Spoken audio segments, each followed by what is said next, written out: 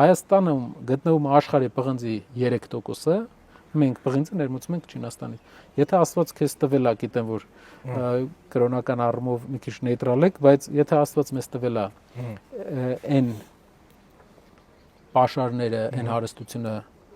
որ ունենք մենք, պղնձի 3%-ը, եթե դա չենք վերամշակում, ոսկին չենք վերամշակում,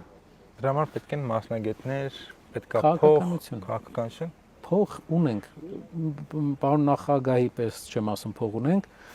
այլ փող կա այնտեղ, որտեղ կա բիզնես ծրագիր։ Հայաստանի այսօրվա պարոն Խաչատրյանը, այո,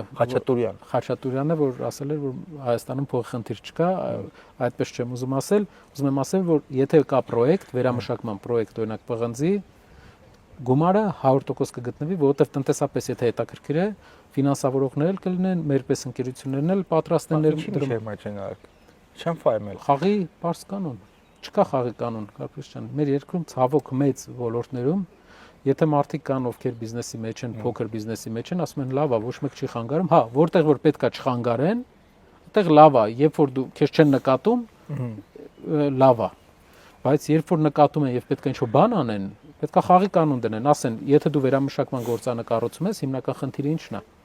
Որպես իշխանությունը խոստանում էր, որ պետք է կառուցի 10 մի քանի անգամ խոստացել է ու ինքը չի կարող կառուցել։